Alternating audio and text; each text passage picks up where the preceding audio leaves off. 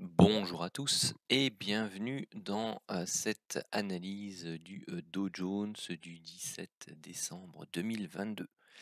Alors, ça fait un moment que je n'ai pas posté de vidéo, tout simplement parce que je manque cruellement de temps pour pouvoir les réaliser. Cela ne signifie pas pour autant que je ne suis plus le marché et que je ne mets pas à jour mes analyses Elliott. Alors ici, on va déjà commencer à faire des prévisions pour l'année prochaine, donc pour 2023. Donc vous pouvez considérer que cette vidéo tient pour analyse prévisionnelle euh, de ce que j'envisage, de ce que j'envisage de ce qui se passera en début d'année ou au cours de l'année prochaine sur les indices américains. Alors, c'est parti pour l'analyse du Dow Jones. Alors, juste pour qu'on puisse se situer, donc ici on est sur le graphique Dow Jones journalier, donc le graphique cash. La dernière vidéo, on était ici, sur cette zone-là. Et donc, j'anticipais ici une fin de mouvement en trois temps de type A, B et C. Et bien tout simplement, j'envisageais qu'on puisse remonter en 5 temps pour aller rechercher au minimum cette zone-ci. Alors vous voyez que c'est ce qui a été fait ici. Par contre, au niveau du décompte journalier, on reviendra dessus tout à l'heure, eh bien, il y a une possibilité pour que celui-ci ne soit pas terminé.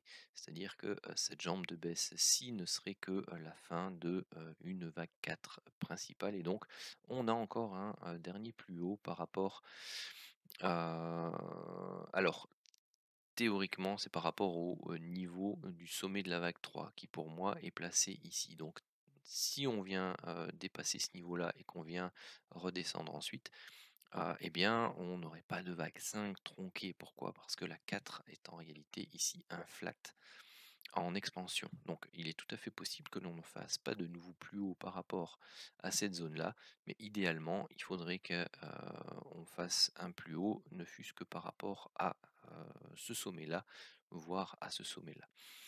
Donc il y avait ici une zone d'invalidation qui avait été dessinée, donc ça, hop, je l'enlève. Vous pouvez aller voir la vidéo précédente sur le Dow Jones pour voir à quoi ça correspondait.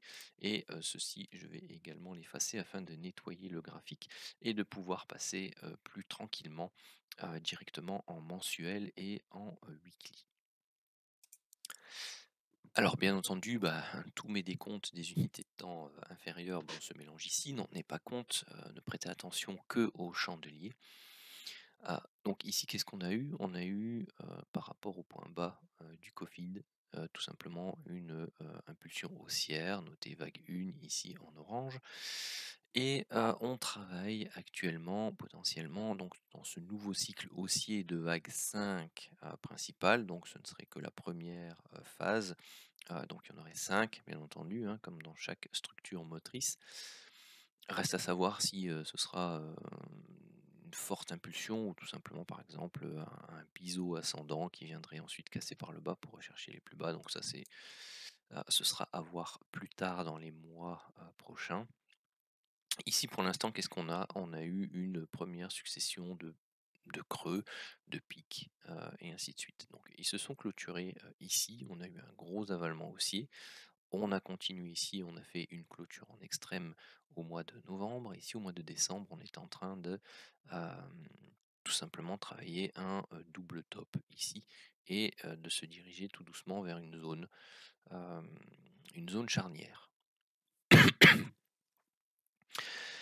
Alors, ce que j'envisage pour la vague 2, c'est tout simplement que celle-ci n'est pas terminée. Donc vous avez ici en vert la zone de retracement standard pour une vague 2, donc entre 50 et 61,8% Fibonacci de toute cette amplitude-ci. Alors actuellement, on n'y est pas arrivé, donc on a transpercé les 38,2 qui sont quelque part par là. Ça a réagi sur la zone ici des anciens sommets historiques, donc de la crise avant Covid. on a fait un rebond et pour moi donc on a fait une première partie de structure, enfin une seconde partie de structure et là, tout doucement on doit voir poindre, la troisième. C'est-à-dire que, cette vague 2 ici est une vague correctrice de type, A, B et C, donc de type 3 temps et 5 temps, donc une sorte de flat. Enfin, c'est pas une sorte, c'est un flat, soit de type complexe, c'est-à-dire 3 temps et 3 temps avec un plus bas qui doit se situer idéalement dans cette zone-là, mais qui peut à nouveau, et bien, tout simplement faire un plus bas uniquement par rapport à la fin de la première structure qui se trouve ici. Donc on peut, ne pas avoir un plus bas par rapport à ces niveaux-là. Ça, il faut, l'avoir en tête aussi. Donc le marché dessine une vague, 2 ici qui est relativement, complexe, c'est le cas de le dire puisque, c'est le nom qu'elle porte. Heu, donc voilà pour, l'analyse, mensuelle, vous voyez aussi que, on travaille toujours cette zone, de pivot qui est la zone médiane, entre le plus haut qui est ici et le plus bas qui a été formé là, voire même celui-là plutôt. Donc voilà cet ancien range ou début de range, qui a été, créé. Alors passons, au chandelier hebdomadaire. Alors ici, on va déjà, revoir un peu le détail de cette première baisse. Donc vous avez eu ici 3 temps à la baisse, 3 temps à la hausse et puis ici 3 temps à la baisse. Donc ça, c'est un, WXY pour notre première structure, baissière que l'on nomme A ou W.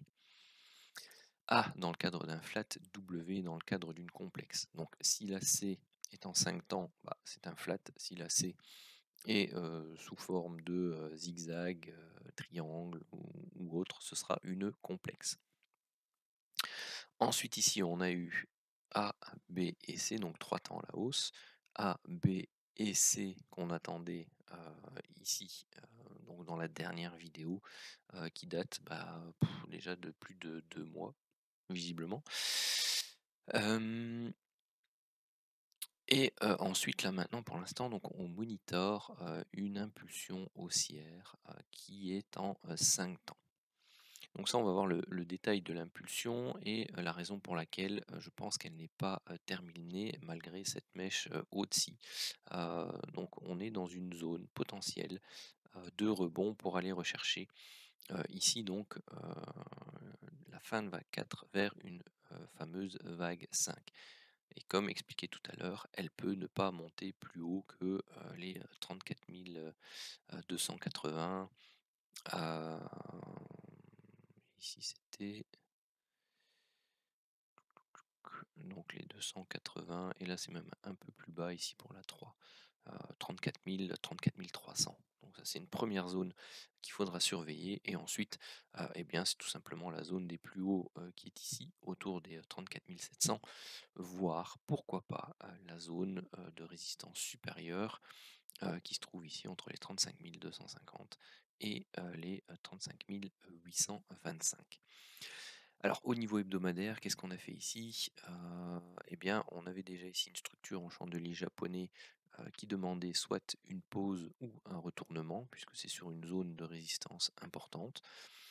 Qu'est-ce qui s'en est suivi derrière? Eh bien, on a tenté un nouveau plus haut, on n'a pas réussi, et derrière, on est venu clôturer et casser en dessous de ce niveau pivot et en dessous des 4 derniers plus bas consécutifs ici de ces 4 semaines précédentes.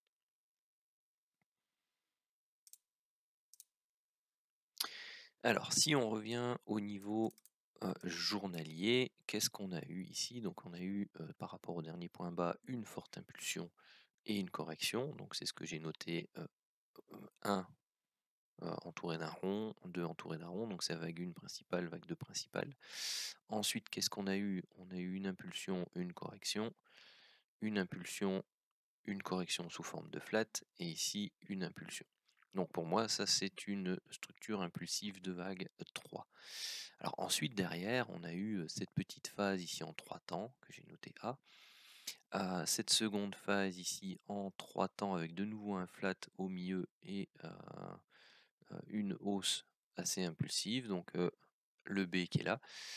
Et derrière, eh bien, pour l'instant, on entame une structure baissière qui, pour moi, donc, serait donc une vague C qui permettrait de terminer donc cette vague 4. Alors, la zone idéale d'un point de vue Fibonacci pour la fin de cette vague 4 eh bien, se situe ici, entre les 32 300 et les 33 000. Donc, on a déjà tenté une incursion ici, on a clôturé juste sur la borne haute, sachant que bon, on peut redescendre ici jusqu'au 31 750, donc c'est vraiment la zone de la vague 4 précédente qui constitue également une zone de fin de vague 4 principale ici pour cette structure-là. Donc cela signifie quoi? Cela signifie que j'ai pour objectif dans cette zone-là d'essayer de trouver des achats et pourquoi pas de les tenir jusqu'à cette nouvelle zone de résistance ici. Donc bon, on a quand même plus ou moins 32 500, 34 500, il y a plus de 2000 points à essayer de retrouver et pourquoi pas, pouvoir essayer d'en faire déjà une certaine partie, ici cette année, voire tout début d'année, prochaine avant, par exemple, je sais pas moi, 2e semaine de janvier, voire mi-janvier, commencer à, transformer cette structure-ci en, pic haussier et avoir une baisse qui reviendrait de nouveau rechercher, ces niveaux-là. Et donc, c'est-à-dire d'avoir encore quelque chose qui viendrait baisser ici, et puis derrière, avoir une structure haussière ici, et puis derrière, une structure baissière là, et pourquoi pas plus tard, hop, et comme ceci.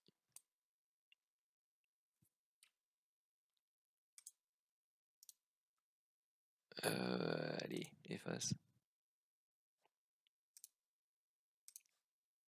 Hop, voilà. Alors ici, nous sommes sur le graphique horaire. Alors qu'est-ce que l'on voit ici en horaire? Eh bien tout simplement, on voit une première grosse baisse, sa correction. Ici, on voit une baisse, correction, une seconde baisse très grande avec un gap au milieu.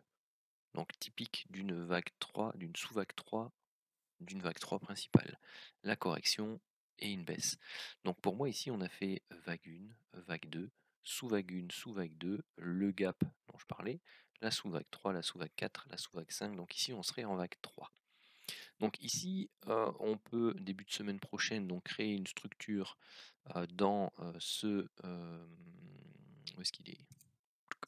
Là, dans ce rectangle-ci, pourquoi pas créer une structure de latéralisation, donc que ce soit un triangle, un flat, euh, une structure complexe, avant de faire un dernier plus bas pour, bien entendu, ensuite entamer notre. Donc on privilégie toujours les triangles en Elliott. Pourquoi? Parce qu'ils se situent statistiquement en vague 4 ou en vague B. Avoir cette dernière zone basse et puis ensuite retravailler quelque chose pour repartir à l'assaut de cette zone de résistance. Donc ça c'est mon plan pour semaine prochaine, voire tout début d'année. Et puis ensuite, c'est la continuation de la structure principale, donc de la vague 2, qui devrait nous emmener sur de nouveaux plus bas mensuels, comme expliqué au tout début. Alors voilà qui termine l'analyse sur le Dow Jones, cette mise à jour, mon point de vue à court terme, moyen terme et long terme pour l'année prochaine. Si vous avez aimé cette vidéo, n'hésitez pas à vous abonner à la chaîne si ce n'est pas encore fait, à liker la vidéo et à la partager un maximum. C'est ce qui fait grandir la chaîne et ça fait toujours plaisir. N'hésitez pas non plus à me laisser vos commentaires, vos questions, à rejoindre les groupes Telegram si vous voulez pouvoir participer et discuter avec les autres membres des groupes. Et puis surtout, si on ne s'entend plus d'ici là, je vous souhaite à tous de très bonnes fêtes de fin d'année. Ciao!